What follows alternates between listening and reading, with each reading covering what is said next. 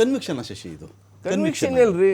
Conviction rate ಕಡಿಮೆ ಇರತಕ್ಕಂಥದ್ದು ಒಪ್ಕೋತೀವಿ. ಯಾಕಂದ್ರೆ ಇಡಿ ಮಾಡಿರ್ತಕ್ಕ ಇಡಿ ರೇಡ್ಗಳೇ ಇಡಿ ಟೋಟಲ್ ರೇಟ್ ಅಲ್ಲಿ 93% ಅಪೋಸಿಷನ್ ಪಾರ್ಟೀಸ್ ಟಾರ್ಗೆಟ್ ಅಂತ. Conviction is very low. ಅಂದ್ರೆ ಈಗಾಗಲೇ ಸುಪ್ರೀಂ ಕೋರ್ಟ್ ಸಹ ಚಾಟಿ ಬೀಸ್ತಾ ಇದೆ. ಯಾಕಂದ್ರೆ ನೀವು ಸರಿಯಾದಂತಹ ಪ್ರೂಫ್ ಗಳನ್ನ ಇಟ್ಕೊಂಡು ರೈಡ್ ಮಾಡೋದನ್ನ ಕಲ್ತ್ಕೊಳ್ಳಿ. ಇಲ್ಲ ಅಂದ್ರೆ ಪದೇ ಪದೇ ಒಂದು ವ್ಯಕ್ತಿಗಳನ್ನ ಮಾನಹಾರಣ ಮತ್ತೊಂದು ಇದನ್ನು ಮಾಡಕ್ ಹೋಗ್ಬೇಡಿ ಅಂತ. ಆದ್ರೆ ಈ ಪ್ರಕರಣ ಇದೆಯಲ್ಲ, ನಾಗೇಂದ್ರನ ಪ್ರಕರಣ ಆ ರೀತಿ ಅಲ್ಲ. ಅವರ ಕುಟುಂಬಕ್ಕೇನೆ, ಅವರ ಕುಟುಂಬದ ಅವರ ಸಹೋದರಿಗೆ, ಅವರ ಬ್ರದರ್ ಇನ್ ಲಾ ಅಂತ ಏನಿದೆ ಸಹೋದರಿಯ ಗಂಡನಿಗೂ ಸಹ 1,21,00,000 ಟ್ರಾನ್ಸ್ಫರ್ ಆಗಿದೆ. ಅದೇ ಹಣ, ಈ ಹಣ ಹೋಗಿತ್ತಲ್ಲ ಹೈದರಾಬಾದ್ ಇಂದ ಹೋಗಿರ್ತಕ್ಕಂಥದ್ದು. ಈಗ ಬೇನಾಮಿ ಹೆಸರಲ್ಲಿ ನೀವು ಈ ಕೇಸಲ್ಲಿ ನಾಗೇಂದ್ರ ಟ್ರಾನ್ಸ್ಫರ್ ಇದು ಈಗ ಶಶಿ ಕನ್ವಿನ್ಸ್ ಆಗಿದ್ದು ಹೇಗೆ ನಾಗೇಂದ್ರ? ಈಗ ನಾನು ಮೇಲ್ನೋಟಕ್ಕೆ ನಿಮಗೆ ಬಂದ ವರದಿಗಳು ಅವು ಇವು ಒಂದು 600 ಅಕೌಂಟ್ ಹೋಗಿದೆಯಂತೆ, ಬೇನಾಮಿ ಅಕೌಂಟ್ಗಳು ಇದೆಲ್ಲ ಇದೆ. 3 ರಾಜ್ಯಗಳು, ತೆಲಂಗಾಣ, ಆಂಧ್ರ, ಕರ್ನಾಟಕ ಎಲ್ಲ ಹಂಚೋಗ್ಬಿಟ್ಟಿವೆ. Union Bank of India, MG road ಶಾಖೆ ಇದೆಲ್ಲ ಇದೆಯಲ್ಲ ಇಲ್ಲಿ. ಇದರಲ್ಲಿ ನಾಗೇಂದ್ರನೇ ನಿಂತ್ಕೊಂಡು ಈ ಒಂದು ದುಡ್ಡನ್ನು ಹಣ ವರ್ಗಾವಣೆ ಮಾಡಿದ್ದಾರೆ ಎನ್ನುವುದಕ್ಕೆ ನಿಮಗಿರುವ ಬಲವಾದ ಆಧಾರ ಏನು? ನಾಗೇಂದ್ರ ಅಕೌಂಟೆಂಟ್. ಓಕೆ, ಆ ಇಲಾಖೆಯನ್ನ ನಿರ್ವಹಿಸುವ ಒಂದು ಮೇಲ್ವಿಚಾರಕ ಹುದ್ದೆಯಲ್ಲಿ ಧರ್ಮೇಂದ್ರ ಪ್ರಧಾನ್ ನೀಟ್ ಅಲ್ಲ, ಧರ್ಮೇಂದ್ರ ಪ್ರಧಾನ್ ನೀಟ್ ಅಲ್ಲ, NTA ಅಲ್ವಾ, ಅವ್ರು ಇರ್ತಕ್ಕಂಥ ಮೇಲ್ ಉಸ್ತುವಾರಿ. ಅಲ್ಲಿನ ಏನೇ ತಪ್ಪುಗಳನ್ನ ಅವರೇ ಜವಾಬ್ದಾರರಾಗ್ತಾರೆ. ಯಾಕೆ ಆ ಇಲಾಖೆ ಅವರು ಕೊಟ್ಟಿರ್ತಾರೆ, ಮೇಲ್ವಿಚಾರಣೆ ಮಾಡೋದಕ್ಕೆ ನಿಮ್ಗೆ ಕೊಟ್ಟಿರ್ತಾರೆ. ಮೇಲ್ವಿಚಾರಣೆ ಮಾಡೋದ್ರಲ್ಲಿ ನೀವು ಎಡವಿದ್ದೀರಾ ಅಂದಾಗ ನೀವು ನೈತಿಕತೆ ಹೊರಲೇಬೇಕಾದ್ರೆ, ನೈತಿಕತೆ ಒಂದು ಭಾಗ ಆದ್ರೆ ಇನ್ನೊಂದು ನೀವು ಬೆನಿಫಿಷಿಯರಿ ಆಗಿದ್ರಲ್ಲಿ ನಿಮ್ ಕುಟುಂಬ, ಅದಕ್ಕೆ ನೀವು ಆನ್ಸರ್ ಮಾಡ್ಬೇಕಲ್ವಾ.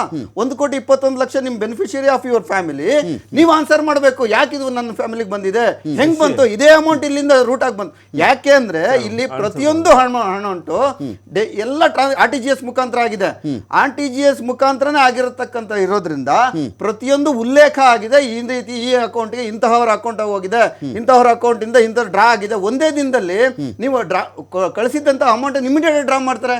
ಇವು ಕ್ಯಾಶನ್ನ ಏನು ಮಾಡ್ತಾರೆ, ಬೆನಿಫಿಷಿಯರಿ ಇಮಿಡಿಯೇಟ್ ಡ್ರಾ ಮಾಡಿ ಅದನ್ನು ಕ್ಯಾಶಾಗಿ ಕನ್ವರ್ಟ್ ಮಾಡಿ ಚುನಾವಣೆಗಳಿಗೆ ಬಳಸಿರ್ತಕ್ಕಂಥದ್ದು ಈ ಮೇಲ್ನೋಟಕ್ಕೆ ಗೊತ್ತಾಗ್ತಾ ಇದೆ. ಆದ್ರಿಂದ ತಪ್ಪನ್ನು ಒಪ್ಕೊಳ್ಳಿ, ಆಗಿರ್ತಕ್ಕಂಥ ತಪ್ಪುಗಳನ್ನು ಒಪ್ಕೊಂಡು ಅದನ್ನು ತಿದ್ದುಕೊಳ್ಳುವಂತ ವ್ಯವಸ್ಥೆ ವ್ಯವಧಾನವನ್ನು ಇಟ್ಕೊಳ್ಳಿ. ಇನ್ನೊಂದು ಒಂದೇ ನಿಮಿಷ ಸರ್, 47 ಕ್ರಿಮಿನಲ್ ಕೇಸ್ ಇದೆ ನಾಗೇಂದ್ರ ಮೇಲೆ. ಯಾವ ಹೋರಾಟ ಮಾಡಿದ್ದಾರೆ, ನದಿಗೋಸ್ಕರ ಹೋರಾಟ ಮಾಡಿದ್ದಾರೆ. ನಾನು ಬಳ್ಳಾರಿ ಏನಾದ್ರೂ ಅನಂತಪುರ ಜಿಲ್ಲೆ ಸೇರ್ಕೊಂಡಿತ್ತಾ, ಅದಕ್ಕೋಸ್ಕರ ಹೋರಾಟ ಮಾಡಿ ಬಳ್ಳಾರಿ ಜಿಲ್ಲೆಯನ್ನ ನಮ್ಮ ಕರ್ನಾಟಕಕ್ಕೆ ಸೇರಿಸೋದಕ್ಕೋಸ್ಕರ ಹೋರಾಟ ಮಾಡಿ 42 ಕೇಸ್ ಹಾಕ್ಸ್ಕೊಂಡ್ರ, ಅಫಿಡವಿಟ್ ಎಲ್ಲ ಕಂಡಿರೋದು 2023 ಅದನ್ನು ನೀವು ತನಿಖೆ ಆಗ್ಬೇಕಲ್ವಾ. ಈ ಕ್ರಿಮಿನಲ್ ಕೇಸ್ಗಳು ಎಲ್ಲಾರ ಮೇಲೆ, ನನ್ನ ಮೇಲೂ ಕ್ರಿಮಿನಲ್ ಕೇಸ್ ಇದೆ. ಏನಕ್ಕೋಸ್ಕರ ಹೋರಾಟ ಮಾಡೋದಕ್ಕೋಸ್ಕರ 4-5 ಕ್ರಿಮಿನಲ್ ಕೇಸ್ಗಳಿದಾವೆ. ಏನು BMTC ಹೋರಾಟ ಮಾಡಿದ್ವಿ, ಫ್ರೀಡಂ ಪಾರ್ಕ್ ಅಲ್ಲಿ ಹೋರಾಟ ಮಾಡಿದ್ವಿ, ನಾವು ಸೋಮಣ್ಣ ಅವರು ಕದೀತಾ ಇದ್ದಂತ 40 ಕೋಟಿ ಆಸ್ತಿನ ಉಳಿಸೋದಕ್ಕೋಸ್ಕರ ಹೋರಾಟ ಮಾಡಿದ್ವಿ. ನಮಗ ಮೇಲೆ ಕ್ರಿಮಿನಲ್ ಕೇಸ್ ಇದೆ. ಅಂತ ರೀತಿಯಲ್ಲಿ 42 ಕ್ರಿಮಿನಲ್ ಕೇಸ್ ಹೇಗೆ ಬಂತು, ನೀವು ಅದನ್ನ ಹೇಳ್ಬೇಕಲ್ಲ, ಜನಗಳಿಗೆ ಹೇಳ್ಬೇಕಲ್ಲ. ಅಂದ್ರೆ ನಿಮ್ಮಲ್ಲಿರ್ತಕ್ಕಂಥವ್ರು ನೈತಿಕವಾದಂತ ಪ್ರಜೆಗಳೇ, ನೈತಿಕವಾದಂತ MLAಗಳೇ, ಅವರು ಅರ್ಹರೇ. ಅದನ್ನ ನೀವು ಕಾಂಗ್ರೆಸ್ ಮತ್ತೆ ಮತ್ತೆ ದೃಢೀಕರಿಸಬೇಕಾಗುತ್ತೆ. ಈಗ ತಿಮ್ಮೇಗೌಡ್ರೆ, ಈಗ ಈಶ್ವರಪ್ಪನವ್ರ ಮೇಲೆ ಒಬ್ಬ ಕಾರ್ಯಕರ್ತ, ಗುತ್ತಿಗೆದಾರ, ಅವ್ರ ಹೆಸರು ಹೇಳ್ಬಿಟ್ಟು ವಿಡಿಯೋ ಮಾಡಿಬಿಟ್ಟು ಆತ ತೀರ್ಕೊಂಬಿಟ್ಟ. ಈಶ್ವರಪ್ಪನವರು ರಾಜೀನಾಮೆ ತಗೊಂಡ್ರು. ಇಲ್ಲೂ ನಿಮ್ದು ಅದೇ ವಾದದಲ್ಲಿ ಕೇಳ್ತಾ ಇದ್ದೀರಾ, ನಮ್ಮಲ್ಲಿ ಈ ಥರ ರಾಜೀನಾಮೆ ತಗೊಂಡಿದ್ದೀವಿ, ಅವರು ಹೇಳ್ತಾರೆ ನಾನು ರಾಜೀನಾಮೆ ತಗೊಂಡಿಲ್ವೇನು. ವಾಲ್ಮೀಕಿ ಹಗರಣದ MD ಅವರೇ ಹೇಳಿಕೆ ಕೊಟ್ಟಿದ್ದಾರೆ.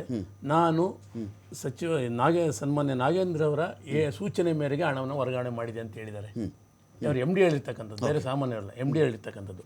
ಮತ್ತು ಆ ಹಣ ಎಲ್ಲೆಲ್ಲಿ ಯಾವ್ಯಾವ ಲಿಕ್ಕರ್ ಶಾಪಲ್ಲಿ, ಜ್ಯುವೆಲ್ಲರಿ ಶಾಪ್ಗಳಲ್ಲಿ ಕ್ಯಾಶ್ ಆಗಿ ಕ್ಯಾಶ್ ಕನ್ವರ್ಷನ್ ಮಾಡ್ಕೊಂಡಂತ ಎಲ್ಲ ಬಂದಿದೆ. ಅವನ್ನೆಲ್ಲ ಯಾರ ಮುಖಾಂತರ ಆಯಿತು, ಅವು ಯಾರಿದ್ದಂಥವ್ರು, ಅವತ್ತು ಯಾರು ಸನ್ಮಾನ್ಯ ನಾಗೇಂದ್ರ ಅವರೇ ಇದ್ದಿದ್ದು, ವಾಲ್ಮೀಕಿ ಅಭಿವೃದ್ಧಿ ನಿಗಮ ಅವರಿದ್ದರು, ಅವರೇ ನೋಡ್ಕೊತಾ ಇದ್ದಿದ್ದಲ್ವಾ. ಇದನ್ನ ಅವರು ಎಲ್ಲ ಇಷ್ಟು ಅಧಿಕಾರಿಗಳ ಹೇಳಿಕೆ ಪ್ರತಿಯೊಂದು ತಗೊಂಡು ಅದ್ರ ಮೇಲೆ ತಾನೇ ಅವರು ED ಅವರು CBI ಅವ್ರ ಮೇಲೆ ಚಾರ್ಜ್ ಶೀಟನ್ನು ಹಾಕಿರ್ತಕ್ಕಂಥದ್ದು. ಈಗ ಅದನ್ನೇ ಇಲ್ಲಿ ಅದು ಆಗಿ ಅಷ್ಟೆಲ್ಲ ಆಗಿ ಬಂದ್ಮೇಲೂ ಕೂಡ ಇವತ್ತು ಅವ್ರನ್ನೇ ನೀವು ಸಚಿವರಾಗಿ ತಗೊಂಡು, ನಿಜಾಮ್ಜಿ ಏನು ಹೇಳಿದ್ರು ಅಂದರೆ ED ಸಾವಿರಾರು ರೇಡ್ ಮಾಡಿದ್ದಾರೆ, ಅವ್ರ ಕನ್ವಿಕ್ಷನ್ ರೇಟು 3%, 4% ಕೂಡ ಬರ್ತಿಲ್ಲ. 93% ದಾಳಿ ಮಾಡದೆ ಆಪೋಸಿಷನ್ ಪಾರ್ಟಿಗಳ ಮೇಲೆ. ಹಿಮಂತ ಬಿಸ್ವಾ ಶರ್ಮಾ ಯಾರು? ಹಿಮಂತ ಬಿಸ್ವಾ ಶರ್ಮಾ ಮೇಲೆ ಇರ್ತಕ್ಕಂಥ ಕೇಸ್ಗಳೆಷ್ಟು? ಪಾರ್ಟಿಗೆ ಬಂದರು CM ಆಗ್ಬಿಟ್ರು. ಸುವೇಂದು ಅಧಿಕಾರಿ ಅವ್ರ ಮೇಲೆ ಸ್ಟೇಡ್ ಆಗಿದೆ, ಪಾರ್ಟಿಗೆ ಬಂದರು ಅಧಿಕಾರಕ್ಕೆ ಬಂದ್ಬಿಟ್ರು. ಈ ಥರ 100 ಇವೆ ಅಲ್ಲಿ ಕೇಸ್ಗಳು. ಇದೆಲ್ಲ ಹಿಂಗೆ ಮಾಡಿರಬೇಕಾದ್ರೆ ಇವರೆಲ್ಲ ಏಜೆಂಟ್ಗಳ ಥರ ಕೆಲಸ ಮಾಡಿದ್ದಾರಾ? ಇದರ ಆಧಾರದ ನೋಡೋಣ ಇದನ್ನು ಪೂರ್ತಿ ಡಿಬೇಟನ್ನು. ಬರೀ ನೈತಿಕತೆ ನೈತಿಕತೆ ಮೇಲೆ ಮಾತ್ರ ನೀವು ಜಡ್ಜ್ ಮಾಡ್ತೀರಾ? ಅವ್ರಿಗೂ ಇರ್ಬೇಕು ಸರ್. ಈಗ ನಾನು ಹೇಳ್ತಕ್ಕಂಥದ್ದು ಈ ಹಗರಣದಲ್ಲಿ ಈ ವಾಲ್ಮೀಕಿ ನಿಗಮದ ಅಭಿವೃದ್ಧಿ ನಿಗಮದಲ್ಲಿ ಹಗರಣ ಆಗಿರ್ತಕ್ಕಂಥದ್ದು ನಿಜ ಅಲ್ವಾ ಸರ್? ಒಪ್ಕೊಂಡ ಸರ್ಕಾರನೇ ಕೂಡ ಒಪ್ಕೊಂಡಿದೆ. ಅಂಥದ್ರಲ್ಲಿ ಅವರು ಆರೋಪಿಯಾಗಿ ಜೈಲಿಗೆ ಹೋಗಿದ್ದು ನಿಜ. ಆದ್ರೆ ಮತ್ತೆ ಬಂದಿದ್ದಾರೆ. ಈಗ ಇನ್ನೂ ತನಿಖೆ ಆಗಲಿ, ಇನ್ನು ಇವಾಗ ತಗೊಂಡಿದ್ದಂತಾದ್ರೆ ಏನು? ಈಗ ಅವ್ರಿಗೆ ನೋಡಿ ಸರ್, ಕಾಂಗ್ರೆಸ್ ಸರ್ಕಾರಕ್ಕೆ ನಾವು ಏನು ಕೇಳ್ತಾ ಇದೀವಿ, ಹೌದಪ್ಪ ಅವ್ರಿಗೆ ಹೊರಗಡೆ ಇರಲಿ, ಬೇಕಾದ್ರೆ ತಗೊಳ್ಳಿ, ನಾವು ಬೇಡ ಅಂತ ಹೇಳಿದೆ. ಯಾವಾಗ ಅದೆಲ್ಲ ಖುಲಾಸೆ ಆದ್ಮೇಲೆ ತಗೊಳ್ಳಿ, ನೀವು ಮಾಡಲೇಬೇಕಂತ ಇದ್ದರೆ ನೀವು ತಗೊಳ್ಳಿ. ಆದ್ರೆ ಇವತ್ತಿನ ದಿವಸ ರಾಜ್ಯದ ಜನತೆಯ ಪರವಾಗಿ ನಾವು ಚರ್ಚೆ ಮಾಡೋದಕ್ಕೆ ಇದು ಬೇಡ, ಇವ್ರು ಬೇಡ. ಅವರಿಂದ ಸರ್ ಇವತ್ತು ಚರ್ಚೆ ಮಾಡ್ಬೇಕು, ಅವರಿಂದ ಏನ್ ಸರ್ ನಾವು ಎಕ್ಸ್ಪೆಕ್ಟ್ ಮಾಡೋಕ್ಕಾಗುತ್ತೆ? ಅವರೇ ಹಗರಣದಲ್ಲಿ ಸಿಗಾಕೊಂಡಿದ್ದಾರೆ. ನಾವು ಅವರಿಂದ ಉತ್ತರ ಕೇಳೋದೊಂದು ಅರ್ಥ ಇದೆಯಾ ಸರ್? ಅದು ಚರ್ಚೆ ಮತ್ತೆ ಮುಂದುವರಿಸ್ತೀನಿ. ನಾನು ಎಕ್ಸೆಲ್ PU ಕಾಲೇಜು ಗುರುವಾನಕೆರೆ ಪ್ರಾಯೋಜಿತ ಅಖಾಡ ಬಿಗ್ ಬೆಟ್ ವಿಶೇಷ ಮತ್ತೆ ಮುಂದುವರಿಸ್ತೀನಿ.